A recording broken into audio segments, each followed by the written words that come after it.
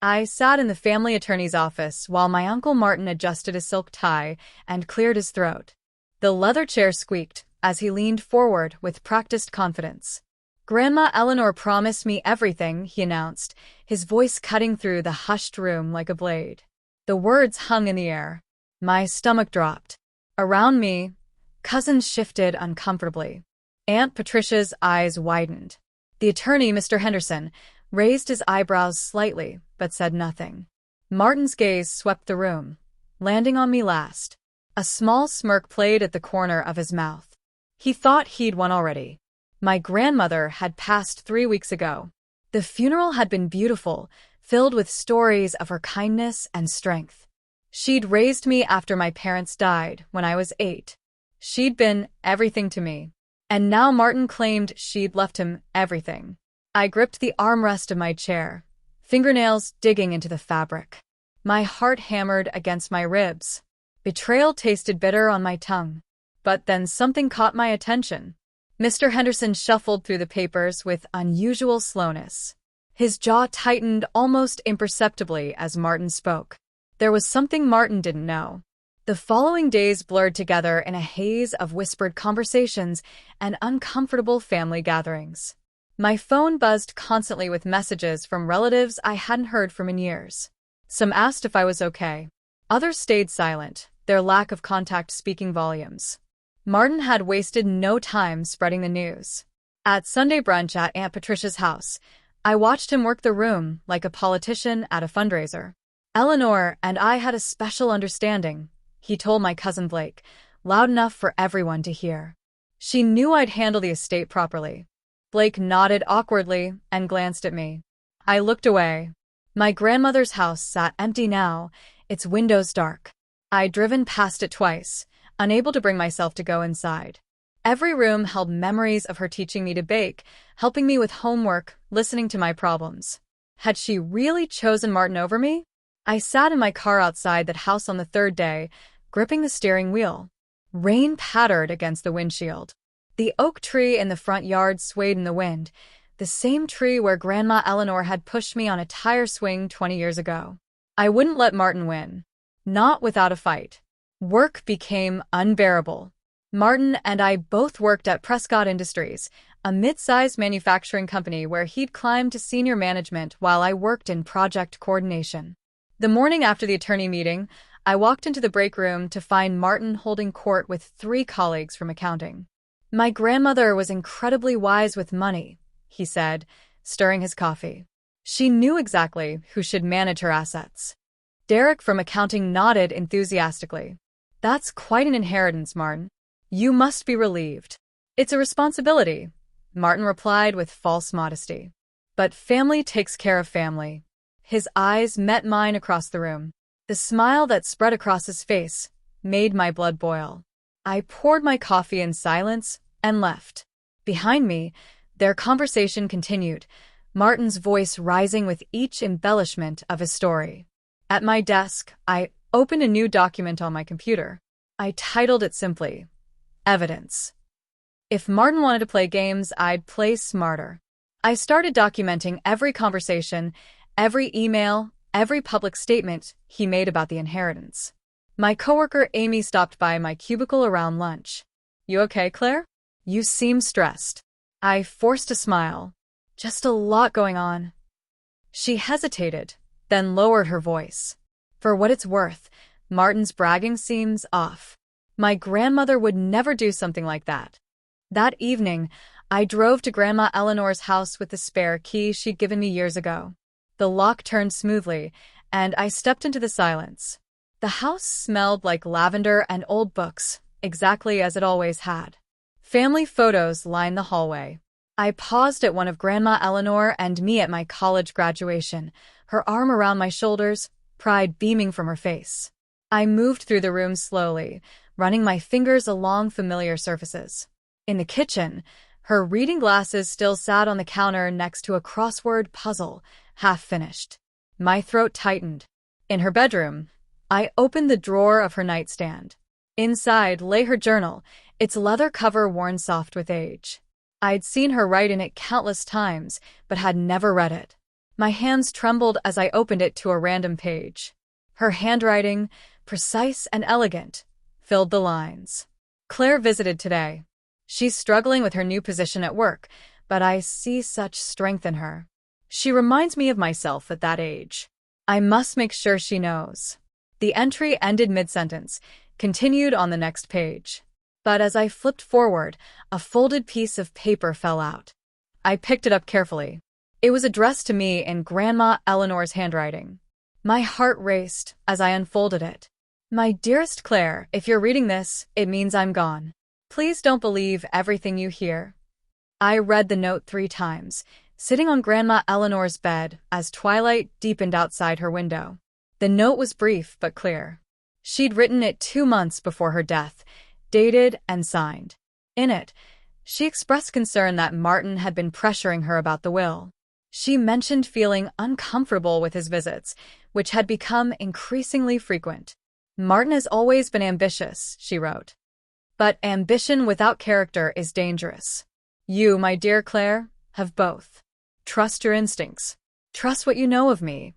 The note didn't explicitly state her final wishes, but it gave me something crucial, confirmation that I wasn't crazy.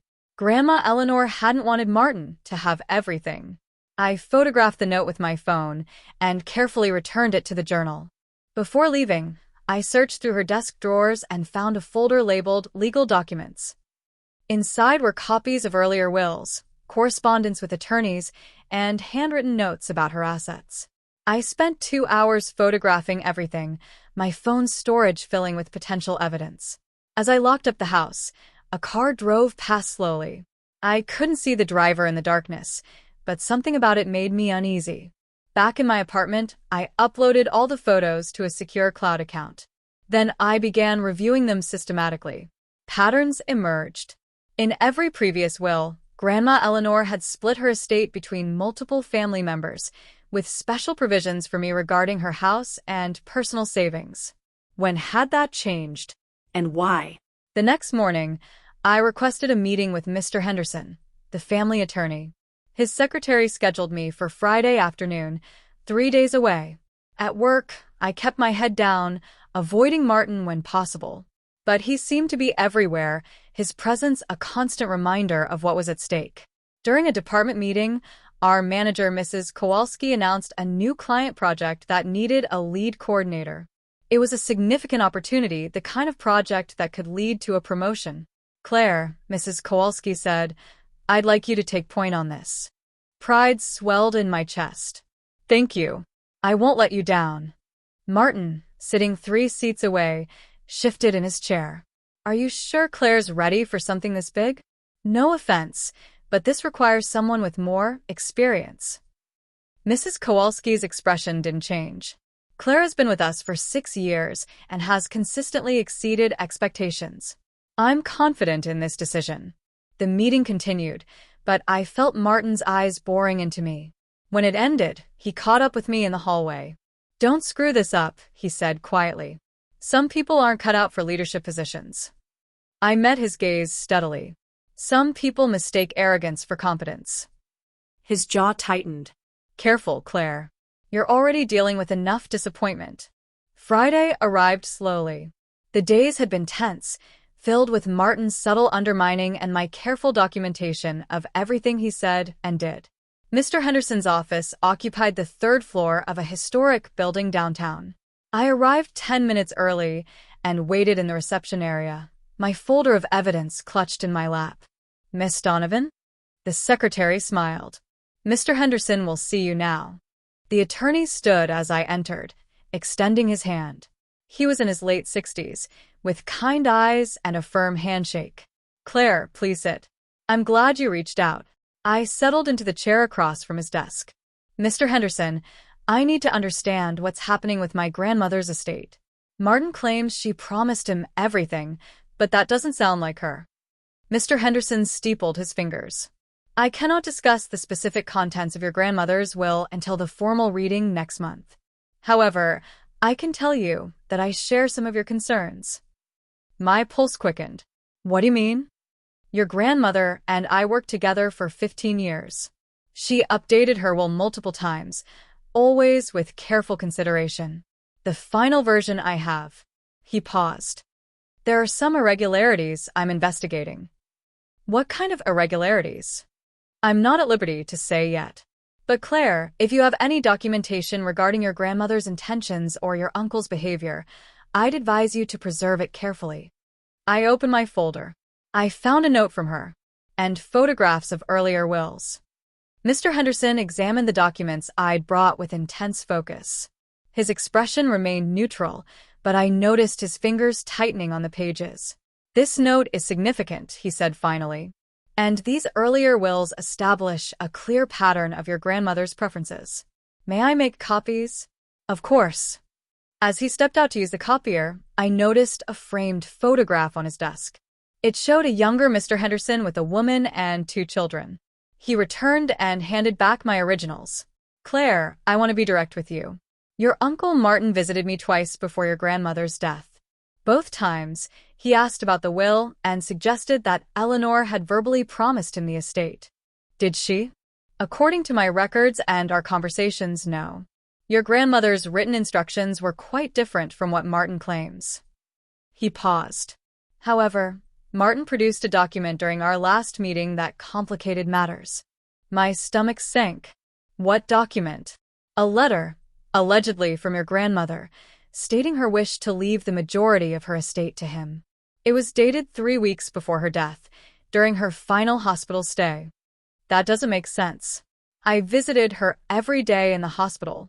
She never mentioned changing her will, which is one of the irregularities I'm investigating. The signature looks authentic, but something about the document troubles me.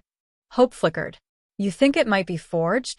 Over the next week, I threw myself into the client project at work. The account was for Riverside Medical, a hospital network looking to upgrade their supply chain management system. I worked late every night, building presentations and coordinating with different departments. Amy helped where she could, staying after hours to review my proposals. This is really good work, she said one evening, scrolling through my presentation. You're making Martin look outdated. I glanced up from my laptop. What do you mean? He's been coasting on his reputation for years. But this? She gestured at my screen. This is innovative. Fresh. Mrs. Kowalski is going to love it. The following Monday, I presented my preliminary proposal to the management team. Mrs. Kowalski sat at the head of the table, Martin to her right. I walked them through the project timeline, budget, and expected outcomes. My voice stayed steady despite my nerves. Impressive work, Claire, Mrs. Kowalski said when I finished. How long did this take you? About 30 hours, including research and team consultations. Martin cleared his throat. It's a solid start, but I notice you haven't addressed potential regulatory compliance issues with medical supply chains. My heart skipped, but I'd anticipated this. Actually, that's covered in Appendix C. I consulted with our legal team to ensure full compliance with healthcare regulations. Mrs. Kowalski flipped to the appendix. So you did. Well done. Martin's smile looked forced. Of course. I must have missed that. That Sunday, Aunt Patricia hosted a family dinner. The invitation had arrived via text, marked as mandatory for all family members regarding Eleanor's estate. I almost didn't go. The thought of facing Martin and the relatives who'd sided with him made me feel sick. But backing down wasn't an option. The house was crowded when I arrived. Cousins milled around the living room while Aunt Patricia fussed over appetizers in the kitchen. Martin held court near the fireplace, drink in hand. When he saw me, his expression shifted to something approximating sympathy. Claire, he said loudly, I'm glad you came. I know this has been difficult for you. Several heads turned. I kept my voice level. It's been difficult for everyone who loved Grandma Eleanor. Of course, of course. I just meant that accepting change isn't easy. Eleanor wanted to make sure the estate went to someone who could manage it properly. I'm sure she had her reasons. My cousin Blake spoke up from the corner. Did she actually say that to you, Martin? That she wanted you to have everything? Martin's confidence didn't waver. We had many conversations about it. She trusted my judgment. That's interesting, I said carefully, because I found several notes from her expressing different intentions. Mr. Henderson is reviewing them now. The room went quiet. Martin's jaw clenched almost imperceptibly. Notes can be misinterpreted, he said smoothly. What matters is her final, legal will. The dinner was excruciating. Martin commanded attention with stories about Grandma Eleanor that painted him as her closest confidant. Some relatives nodded along. Others avoided my eyes. But I noticed something. Aunt Patricia seemed uncomfortable. She kept glancing between Martin and me, her expression troubled. After dinner, as people gathered in the living room for coffee, I found Aunt Patricia alone in the kitchen. "Can I help clean up?" I asked. She handed me a dish towel. "Thank you, dear." We worked in silence for a moment before she spoke again. "Claire, I need to ask you something. Did your grandmother ever mention anything unusual about Martin's visits in her final months?" My pulse quickened. She wrote in her journal that he'd been pressuring her. Why? Aunt Patricia set down the plate she'd been washing. Because he called me twice asking about her daily routine. Who visited when, whether she was lucid, that sort of thing. At the time, I thought he was being thoughtful. Now, I'm not so sure. Did you tell Mr. Henderson? Not yet. I wasn't sure it mattered. I dried the plate carefully. It might matter a great deal. Would you be willing to make a statement? She met my eyes, and I saw resolve there. Yes. Eleanor was my sister. If Martin did something wrong, I want to know. Back in Grandma Eleanor's house that night, I continued my search. The note I'd found earlier had given me hope, but I needed more. In her study, I found a locked drawer in her antique desk. The key was on her keyring, labeled with a tiny piece of tape marked D. Inside the drawer lay a stack of letters bound with a ribbon. The top envelope was addressed to me. My hands shook as I untied the ribbon and opened the letter. My dearest Claire, I'm writing this because I fear something is wrong. Martin has been visiting frequently, always asking about my assets and investments. He brought papers for me to sign last week, saying they were related to estate planning.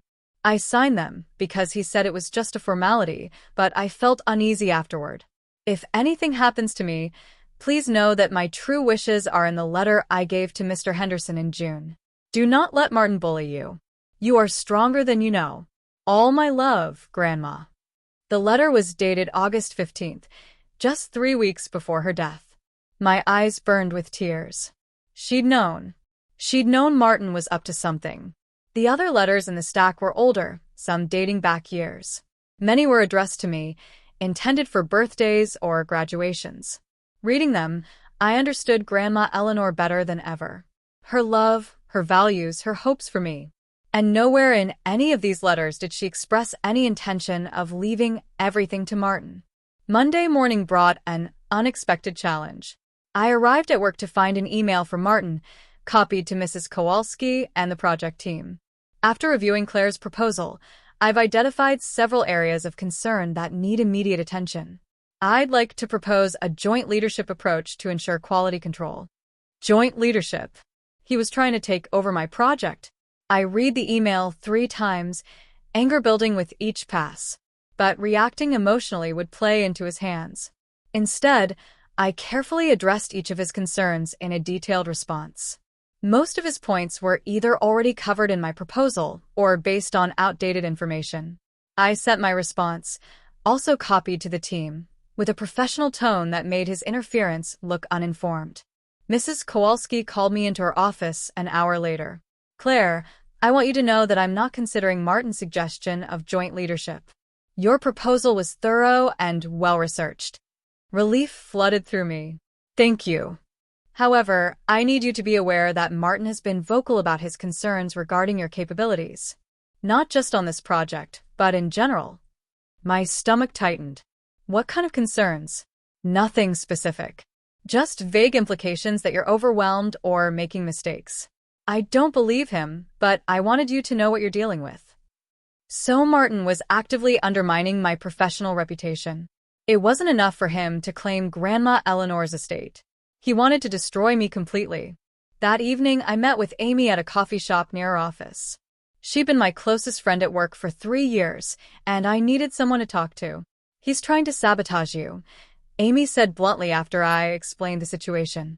The question is, what are you going to do about it? I stirred my coffee, watching the cream swirl. I could report him to HR, make a formal complaint about his behavior. You could, but would it help? That was the question.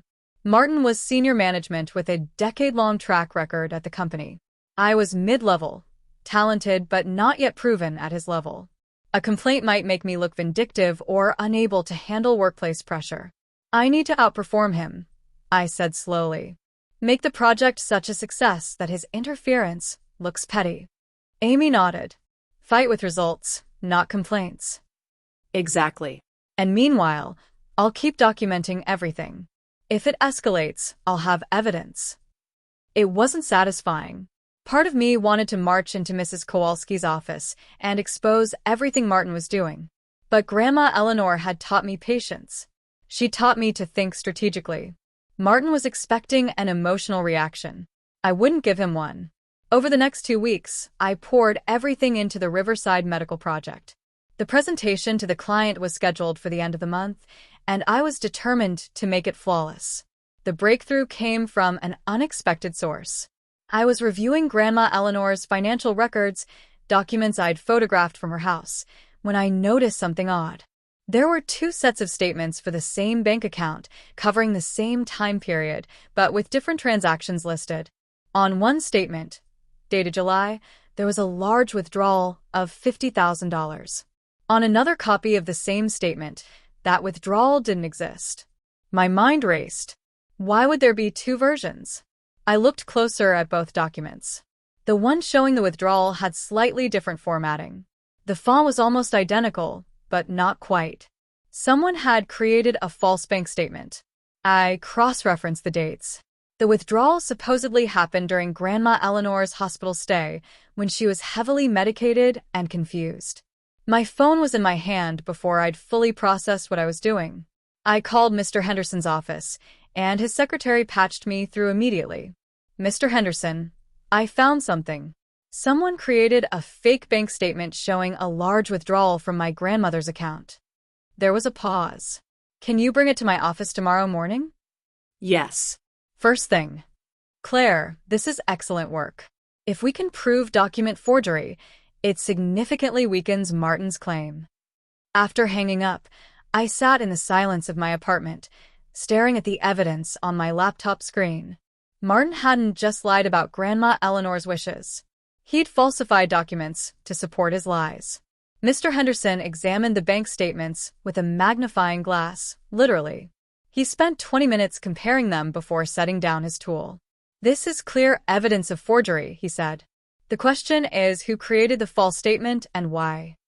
To make it look like Grandma Eleanor was giving Martin large sums of money while she was alive, I said. To support his claim that she intended him to inherit everything. That's my assessment as well. I'm going to contact the bank and request certified copies of all statements for this account. In the meantime, I have news regarding the letter Martin produced. I leaned forward. What kind of news? I had it examined by a handwriting expert. While the signature appears to be your grandmother's, there are indicators suggesting it may have been traced from another document. The pressure patterns are inconsistent with natural handwriting. My heart hammered.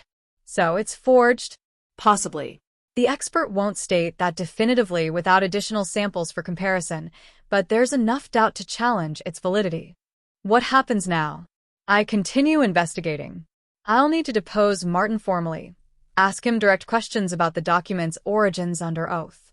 If he lies, that's perjury. When will that happen? Within the next 2 weeks. In the meantime, be careful. If Martin's suspects were building a case against him, he may take desperate measures. Desperate measures came sooner than expected. I arrived at work Monday morning to find my computer locked out of the shared project drive. A note on my desk said to see IT immediately. The IT department explained that there'd been a security concern flagged on my account. Someone had reported suspicious activity, and my access had been temporarily suspended pending investigation. Who reported it? I asked. The IT technician, a young guy named Kyle, looked uncomfortable. That information is confidential. But your access should be restored by end of day once we verify there's no breach.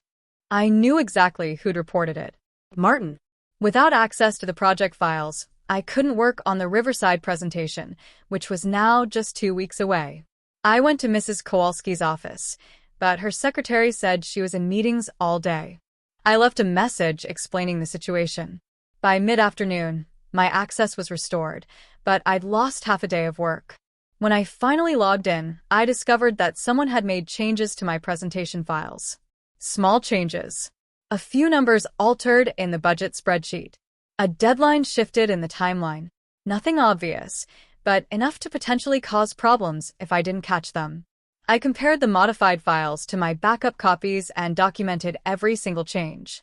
Then I sent a detailed email to Mrs. Kowalski and IT, explaining what had happened. This was war now. Martin wasn't just fighting for the inheritance. He was trying to destroy my career. That evening, I drove to Grandma Eleanor's house and sat in her reading chair, surrounded by her books and memories. I pulled out her journal and read through her entries from the past year. Her handwriting grew shakier toward the end, but her mind remained sharp. Martin visited again today. He keeps asking about the house, suggesting I should sell it and move somewhere smaller. I told him I'll leave this house when they carry me out. He didn't like that. Claire came by later, and we made cookies. She has such a good heart. I worry about her dealing with Martin after I'm gone, but she's stronger than she knows. The entry was dated 2 months before her death. I closed the journal and looked around the room. This house represented everything Grandma Eleanor had built. She'd bought it with money she'd saved working 2 jobs after Grandpa died. She'd raised my father here. She'd raised me here after my parents' accident. Martin wanted to sell it, turn her life's work into cash.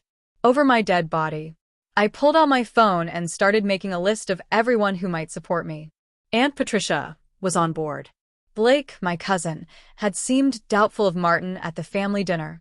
Mr. Henderson was investigating. But I needed more. I needed irrefutable proof that Martin had lied and cheated. My phone buzzed with a text from Amy. Weird thing happened. Martin asked me about your work habits. Whether you seemed stressed or made mistakes. I told him you were the most competent person I knew. Thought you should know. I smiled. At least I had allies. The Riverside medical presentation was scheduled for Friday at 2 p.m. I spent the entire week preparing, triple-checking every number, every slide, every word. Martin tried to insert himself into the process twice more, but Mrs. Kowalski shut him down both times. I could see his frustration building. Friday arrived. I dressed in my best suit and arrived at the office early to set up the conference room. The Riverside team consisted of 4 people, their CFO, COO, head of operations, and a consultant. They filed in precisely at 2, professional and skeptical. I started my presentation. My voice was steady. My hands didn't shake. I'd practiced this 50 times. As I walked them through our proposal, I watched their expressions shift from polite interest to genuine engagement. The CFO asked sharp questions. I had answers ready. Martin sat in the back of the room, arms crossed, his expression dark. When I finished, the Riverside CFO leaned back in her chair. This is the most thorough proposal we've received. Your understanding of our specific challenges is impressive. Thank you. My team and I put a lot of research into understanding your needs. The meeting concluded with Riverside requesting a follow-up discussion about implementation timelines. As they filed out, Mrs. Kowalski pulled me aside. Outstanding work, Claire. That was exactly what we needed. Behind her, Martin left the conference room without a word. I'd won this round, but the war was far from over. That evening, Aunt Patricia called me. Her voice sounded strained. Claire, I need to tell you something. Martin came to see me today. I sat up straight. What did he want? He asked me not to make any statements to Mr. Henderson. He said it would just cause family drama and wouldn't change anything. He seemed desperate. What did you tell him? That I'd already spoken to Mr. Henderson. He didn't like that. He tried to convince me that I'd misunderstood Eleanor's wishes, that she told him directly she wanted him to manage everything. My mind raced. Did he threaten you? Not directly. But he implied that going against him could cause problems. For me and for Blake. Blake was Aunt Patricia's son, currently in his second year of medical school. Martin knew how much that mattered to her. "Don't let him intimidate you," I said firmly. "We're building a case. Mr. Henderson thinks we can prove Martin forged documents." Aunt Patricia was quiet for a moment. "I'm scared, Claire. Martin has always been intense. But this feels different. Dangerous." "I know. But we can't let him get away with this. Grandma Eleanor trusted us to do the right thing." After we hung up, I sat in the darkness of my apartment, thinking. Martin was getting desperate. That made him more dangerous, but it also meant he was afraid. People who were winning didn't threaten family members. People who were losing did. I pulled out my evidence folder and added notes about Martin's visit to Aunt Patricia. The pattern of intimidation was becoming clear. The formal deposition was scheduled for the following Thursday.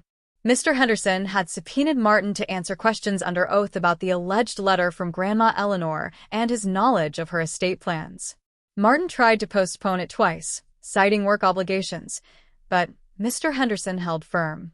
On Wednesday, the day before the deposition, I got a call from Blake. "Claire, I need to talk to you about something. Can we meet?" We met at a quiet restaurant across town. Blake looked nervous, fidgeting with his napkin. "My mom told me about the investigation," he began, "and about Martin pressuring her. I'm sorry you got dragged into this." "Don't be. I'm glad I know the truth." He pulled out his phone. "I recorded something I think you need to hear." He pressed play. Martin's voice filled the space between us. "Blake, you need to convince your mother to back off. This investigation is going to tear the family apart. And think about your student loans. Medical school is expensive. I could help with that if your mother cooperates." Blake's voice responded. "Are you trying to bribe me? I'm trying to help family. Eleanor would want us to stick together." The recording ended. Blake's jaw was tight. He came to my apartment last night. I recorded the whole conversation. I stared at him. This is huge. This proves he's trying to tamper with witnesses. I know. I already sent a copy to Mr. Henderson. For the first time in weeks, I felt genuine hope. Martin was making mistakes. His desperation was showing. The deposition took place in Mr. Henderson's conference room. Martin arrived with his own attorney, a sharp-dressed woman named Ms. Brennan who specialized in estate litigation. I wasn't allowed in the room, but Mr. Henderson briefed me afterward. Martin was evasive, he explained. When asked direct questions about the letter's origins, he claimed your grandmother gave it to him personally during a hospital visit. Which visit? I was there every day. I never saw him alone with her. That's what I asked. He said it was during a brief window, when you'd stepped out. He couldn't provide specific dates or times. What about the forged bank statement? He claims he's never seen it. Says it must be something you created to discredit him. Anger flared in my chest. That's ridiculous. I know. But without direct proof that he created it, it's his word against the evidence. However, here's the interesting part. When I asked about his visits to your grandmother in her final months, he claimed he only visited 3 times. That's a lie. Aunt Patricia's phone records show he called her multiple times asking about Grandma Eleanor's schedule. He was there far more often. Mr. Henderson smiled. Exactly. And when people lie under oath about small details, it often means they're lying about bigger ones. Ms. Brennan knows this too. I could see her getting concerned. So what happens now? Now we wait for the bank's certified statements and the final handwriting analysis. If both support our theory, we'll have enough to challenge the will formally. Work became my refuge. The Riverside project was moving forward, and Mrs. Kowalski had started hinting at a possible promotion. But Martin's presence was a constant shadow. He attended every meeting I led, sitting in the back, watching, waiting for me to make a mistake. I didn't. I'd never been more focused or careful in my life. 2 weeks after the deposition, the handwriting analysis came back. The expert's report was technical, full of terminology I didn't fully understand, but the conclusion was clear. The letter allegedly from Grandma Eleanor showed strong indicators of forgery. The signature had been traced. The handwriting in the body of the letter, while mimicking Grandma Eleanor's style, had different pressure patterns and letter formations. It was sophisticated forgery, but forgery nonetheless. Mr. Henderson filed a motion to exclude the letter from evidence and to open a fraud investigation.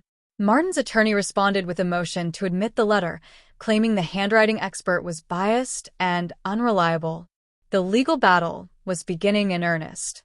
At work, I noticed Martin taking longer lunches and making frequent phone calls. The stress was showing. His usual polish was slipping. During a team meeting, he snapped at a junior analyst over a minor error. Mrs. Kowalski intervened, her tone cold. "Martin, this isn't productive. Let's maintain professional standards." He apologized, but I saw his hands shaking as he shuffled his papers. The walls were closing in, and he knew it. Then came the setback. I arrived at work Monday morning to find a company-wide email announcing an internal investigation into allegations of professional misconduct. My name wasn't mentioned, but I knew it was about me. Martin had gone to HR. Mrs. Kowalski called me into her office within an hour. "Claire, I need to ask you some questions. Martin has filed a formal complaint alleging that you've been using company time and resources for personal matters related to a family legal dispute." My stomach dropped. "That's not true." He claims you've been accessing company computers to gather evidence against him and making personal phone calls during work hours regarding the inheritance case. "I've made a few calls to my attorney, always during lunch or breaks. And I've never used company resources for the investigation." Mrs. Kowalski looked tired. "I believe you, but I have to follow protocol. HR will need to review your computer activity and interview coworkers. Until that's complete, I'm required to place you on administrative leave for the Riverside project." No. "Please. That project is—" "I'm sorry, Claire. I'll be overseeing it personally until this is resolved. It shouldn't take more than a few days." I left her office in a daze. Martin had played this perfectly. Even if I was cleared, the damage to my professional reputation would linger. At my desk, I found Amy waiting. I heard, "This is such garbage." "He's trying to destroy everything," I said quietly. "The inheritance, my job, my reputation." "Then we fight back." "What do you need?" What I needed was proof. Concrete, undeniable proof that Martin had forged documents and lied about Grandma Eleanor's wishes. That evening, I returned to Grandma Eleanor's house for what I thought would be the last time. The estate would be settled soon, one way or another. In her bedroom, I opened her closet and found a box I'd overlooked before. It was labeled legal, important. Inside were original copies of all her wills, dating back 20 years. Every single one listed multiple beneficiaries, with the house specifically designated for me. And at the bottom of the box, in a sealed envelope, was a document dated July 28th of the previous year, just 2 months before her death. I opened it carefully. It was a witnessed and notarized statement, signed by Grandma Eleanor and 2 witnesses I didn't recognize. I, Eleanor Donovan, being of sound mind and body, do hereby declare my final wishes regarding my estate. My house at 412 Maple Street shall go to my granddaughter Claire Donovan. My savings and investments shall be divided equally among my children and grandchildren, with the exception of Martin Donovan, who shall receive only a token inheritance of $1 due to his repeated attempts to manipulate and pressure me regarding my assets. This document represents my true wishes, free from any coercion or undue influence. My hands shook as I read it 3 times. This was it. This was the smoking gun. I photographed the document and immediately called Mr. Henderson. He answered on the first ring. "I found something," I said, my voice trembling. A notarized statement from Grandma Eleanor, dated 2 months before her death. It explicitly states that Martin tried to manipulate her and she wanted him to receive only $1. Silence. Then, "Bring it to my office immediately. This changes everything." Mr. Henderson scheduled an emergency meeting with Martin and his attorney for the following Monday. The notarized statement, if authentic, would supersede everything else. Over the weekend, he had the document verified. The notary confirmed she'd witnessed Grandma Eleanor signing it. The 2 other witnesses, both nurses from the hospital, provided sworn statements that Grandma Eleanor had been lucid and determined when she signed. Monday arrived. I met Mr. Henderson an hour before the meeting. Claire, I want you present for this. You have every right to see justice served. We set up in his conference room. At precisely 9 a.m., Martin and Ms. Brennan arrived. Martin's confidence had returned. He clearly thought this was just another delay tactic, another attempt to challenge his claim. Mr. Henderson didn't waste time. Martin, I've called this meeting to present new evidence that has come to light regarding Eleanor Donovan's estate. He slid copies of the notarized statement across the table. Martin picked it up, his eyes scanning the page. I watched the color drain from his face. Where did you get this? From your mother's personal effects. It's notarized and witnessed. I've verified its authenticity. Ms. Brennan read her copy, her expression professional, but I could see the concern in her eyes. We'll need time to review this and potentially challenge its validity. You're welcome to try, Mr. Henderson said calmly. But I should inform you that the notary and both witnesses have provided sworn statements confirming the circumstances of its creation. Martin stood abruptly. This is a setup. Claire must have forged this. Sit down, Martin, Ms. Brennan said quietly. Getting emotional won't help. But Martin was beyond listening. She's been working against me from the beginning, turning the family against me, undermining me at work. At work? I spoke for the first time. You filed a false HR complaint to get me removed from my project. You've been sabotaging me for weeks. That's ridiculous. I have documentation. Emails, witness statements, even a recording of you trying to bribe Blake. Martin's eyes went wide. Ms. Brennan's head snapped toward him. Is that true? It wasn't a bribe. I was just offering family support. We have the recording, I said firmly. Blake recorded your entire conversation. You explicitly offered to help with his student loans if Aunt Patricia backed off from the investigation. Ms. Brennan closed her folder. I need to speak with my client privately. Mr. Henderson nodded. We'll give you 15 minutes. They left the room. Mr. Henderson and I sat in silence. You did well, he said finally. But prepare yourself. Martin may still try to fight this. Let him. We have the truth. 15 minutes later, they returned. Martin looked defeated. Ms. Brennan's expression was carefully neutral. My client would like to discuss a settlement. The settlement negotiation took 3 hours.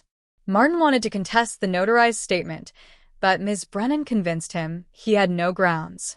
The evidence was overwhelming. The forged letter, the false bank statements, the witness tampering attempt with Blake, and now Grandma Eleanor's explicit statement excluding him from the inheritance. In the end, Martin agreed to accept a token inheritance of $5,000, far more than the $1 Grandma Eleanor had specified, but less than 1% of the estate's total value. He also agreed to sign a document acknowledging the validity of Grandma Eleanor's final wishes and dropping all claims to her property. As we finalized the paperwork, Martin wouldn't meet my eyes. His earlier confidence had completely evaporated. I'll need you to sign here and here, Mr. Henderson said, pointing to signature lines. Martin signed, his hand trembling slightly. One more thing, Mr. Henderson added. Claire has asked that you provide a written apology acknowledging your attempts to manipulate the estate proceedings. Martin's jaw tightened. That wasn't part of. It's optional, I interrupted. But it would mean something to me. And to Grandma Eleanor's memory. He stared at me for a long moment, and I saw something break behind his eyes. Not just defeat, but recognition. He'd underestimated me, and we both knew it. I'll write the apology, he said quietly. Ms. Brennan made notes. We'll have that to you by end of week. The HR investigation at work concluded 2 days later. Every allegation Martin had made was found to be baseless. Mrs. Kowalski called me into her office. Claire, I want to apologize for putting you through that. The investigation found no evidence of misconduct on your part. In fact, several coworkers praised your professionalism and work ethic. Thank you. I'm also concerned about Martin's behavior. Filing false allegations is a serious matter. We're conducting our own investigation into his conduct. What does that mean for him? I can't share details, but I can tell you that his position here is being reevaluated. I should have felt triumphant. Instead, I just felt tired. Mrs. Kowalski, can I ask you something? The promotion you mentioned before all this happened, is that still possible? She smiled. Actually, I wanted to discuss that. The Riverside project was a huge success. They've signed a 3-year contract with us, primarily because of your proposal and presentation. That's wonderful. Which is why I'd like to offer you the position of Senior Project Director. It comes with a significant raise and your own team. My breath caught. Yes. Absolutely yes. Good. You've earned it, Claire. And you've shown grace under pressure that's rare in this industry. After leaving her office, I found Amy waiting by my desk. You're glowing, she said. Good news. The best. I got the promotion. She hugged me fiercely. You deserved it. And Martin? Still under investigation. Perfect. The family gathering to settle the estate happened on a sunny Saturday afternoon at Mr. Henderson's office. Aunt Patricia, Blake, and a few other relatives attended. Mr. Henderson read through Grandma Eleanor's final wishes. The house went to me, along with a substantial portion of her savings. The rest was divided among family members, with specific gifts for each grandchild. Martin's portion, the $5,000, was noted without comment. He attended the reading, sitting in the back corner of the room, silent and pale. When it was over, Aunt Patricia approached me. Eleanor would be proud of you. You fought for what was right. Blake hugged me. Thank you for not letting him get away with it. As people filtered out, Martin lingered. Finally, when we were alone except for Mr. Henderson, he spoke. I underestimated you. I met his gaze. You underestimated Grandma Eleanor. She knew exactly who you were. I just wanted. He trailed off. I thought I deserved it. I thought I'd worked harder, been more successful. Success isn't about what you think you deserve. It's about character. Grandma Eleanor understood that. He nodded slowly. The apology I wrote. I meant it. I'm sorry. I believe you. But sorry doesn't undo the damage. He left without another word. I never saw him again. Mr. Henderson began packing up his files. Claire, you handled that with remarkable grace. I learned from the best. Grandma Eleanor taught me that revenge isn't about destruction. It's about justice. 2 weeks later, I moved into Grandma Eleanor's house. My house now. I kept most of her furniture, the pieces that held memories. The reading chair where she'd tell me stories. The kitchen table where we'd baked cookies every Sunday. The first night, I sat in that reading chair with her journal, reading through years of entries. Her voice came through so clearly in the writing, wise, funny, occasionally sharp. On one of the final pages, she'd written about me. Claire came by today. She's worried about her career, about whether she's good enough. I see so much of myself in her. That same doubt, that same strength underneath. I know she'll face challenges after I'm gone, especially for Martin. But I have faith in her. She'll stand up. She'll fight. And she'll win because she understands something Martin never has. True strength comes from doing the right thing, even when it's hard. I closed the journal, tears streaming down my face. She'd known all along. She'd prepared me for this battle without me even realizing it. My phone buzzed. A text from Amy. Housewarming party tomorrow? I'll bring wine. I smiled and typed back. Perfect. The house felt different now. Not sad or empty, but full of possibility. Grandma Eleanor's presence lingered in every room, not as a ghost, but as a foundation. I'd won the inheritance. But more importantly, I'd proven to myself what Grandma Eleanor had always known. I was stronger than I thought. Work became my new focus. The senior project director position came with challenges I'd never faced before, but I was ready. My team consisted of 5 people, including Amy, who'd transferred to work under me. We tackled projects that had seemed impossible months ago. Martin left Prescott Industries 3 weeks after the estate settlement. The official reason was pursuing other opportunities, but everyone knew he'd been forced out after the HR investigation revealed he'd falsified several reports over the years. Mrs. Kowalski told me privately that the investigation had uncovered a pattern of behavior similar to what he'd done to me, undermining colleagues, taking credit for others' work, creating false narratives. You exposing him helped us see the larger pattern, she said.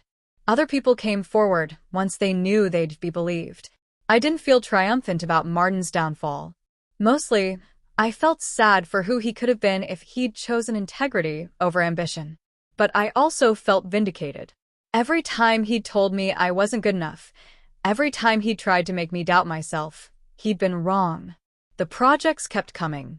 My team delivered results that exceeded expectations. 6 months after the promotion, Mrs. Kowalski asked me to present our strategies to the board of directors. Standing in that boardroom, presenting to people who controlled the company's future, I thought about Grandma Eleanor, about how she'd faced her own challenges with quiet strength. I channeled that strength now. The board presentation went perfectly. They approved our proposal and increased our department's budget by 40%. Afterward, the CEO, Mr. Thornton, pulled me aside. Claire, I've been watching your career trajectory. You've shown remarkable growth in a short time. Thank you, sir. I've had good mentors. I'd like to discuss a potential expansion of your role. Would you be interested in overseeing multiple project teams? It would mean more responsibility, more pressure, more visibility. A year ago, I might have hesitated. Now, I didn't. Absolutely. That evening, I hosted a dinner party at the house. Amy, Blake, Aunt Patricia, and a few close friends gathered around Grandma Eleanor's table. To Claire, Amy raised her glass, who proved that good people don't always finish last. Everyone drank to that. As the evening wound down, I found myself alone in the kitchen with Aunt Patricia. Eleanor would have loved seeing you like this, she said. Happy, successful, surrounded by people who appreciate you. I wish she could have seen Martin's face when the truth came out. Aunt Patricia smiled. Honey, I think she knew. I think she knew exactly how this would play out. Why else would she have left that notarized statement where you'd find it? I'd never thought about it that way. But she was right.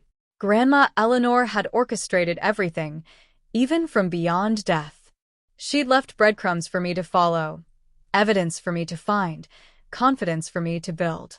She'd known I'd need all of it to win. Martin's apology letter arrived in the mail 6 weeks after the settlement. It was handwritten, 3 pages long, surprisingly honest. He admitted to pressuring Grandma Eleanor, to forging the bank statements, to trying to manipulate the situation at work. He acknowledged that his ambition had corrupted his judgment and that he'd hurt people who didn't deserve it. The final paragraph read, I don't expect your forgiveness. I don't deserve it. But I want you to know that you were right about everything.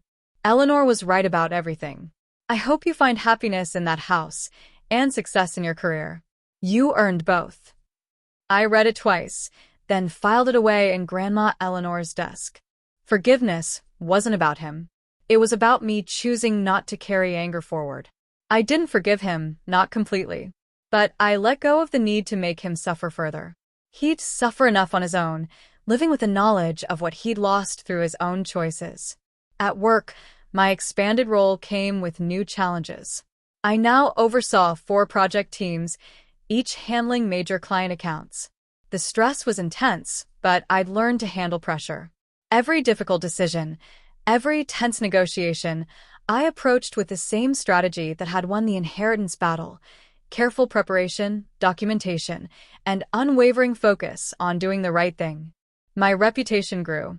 Clients requested me specifically. Competitors tried to recruit me. I turned down 3 job offers in 6 months, loyal to Prescott Industries and Mrs. Kowalski, who'd believed in me when it mattered most. A year after Grandma Eleanor's death, I organized a memorial gathering at the house. Family and friends filled the rooms with stories and laughter. Blake was finishing medical school, still grateful for the inheritance money that had helped cover his final year's tuition. Aunt Patricia had retired and was volunteering at the hospital where Grandma Eleanor had spent her final days. Even some of Martin's former allies attended, sheepishly apologizing for doubting me during the estate battle. I'd prepared a small display of Grandma Eleanor's photographs and journals, celebrating her life rather than mourning her death. As people mingled, I stepped onto the back porch and looked at the garden she'd maintained for 40 years. I'd kept it going, learning to care for the roses and herbs she'd loved. Mr. Henderson found me there. Beautiful evening. It is. Thank you for coming. Wouldn't miss it. You know, in 40 years of practicing law, I've never seen someone handle an estate dispute with as much grace as you showed. I had a good teacher. You did. But the student surpassed the teacher in many ways. He paused. Eleanor left something for you with me. I was instructed to give it to you 1 year after her death. He handed me an envelope. Inside was a letter in Grandma Eleanor's handwriting. My dearest Claire, if you're reading this, you won. I knew you would. Not because winning was guaranteed, but because you have the strength and character to fight for what's right. I'm proud of you, sweetheart. Now, go live your life. Build something beautiful. And remember that I'm always with you. Love, Grandma. Tears blurred my vision. Mr. Henderson quietly slipped back inside. I stood there holding the letter, feeling Grandma Eleanor's presence stronger than ever. She'd been right about everything. The following Monday, Mrs. Kowalski announced her retirement. After 30 years at Prescott Industries, she was ready to step away. The question of her replacement dominated company gossip. Several senior managers were positioning themselves for the role. I wasn't one of them. Director of Project Operations was challenging enough, without adding the politics of a C-suite position. But Mr. Thornton, the CEO, had other ideas. Claire, I'd like to discuss Mrs. Kowalski's position with you. We met in his office, a space I'd only been in twice before. I know this might seem sudden, he began, but the board and I have been impressed with your leadership. You've transformed the project operations department, improved client satisfaction, and mentored several employees who've gone on to significant roles. Thank you, but I'm not offering you Mrs. Kowalski's exact position. I'm offering you something better. We're creating a new role.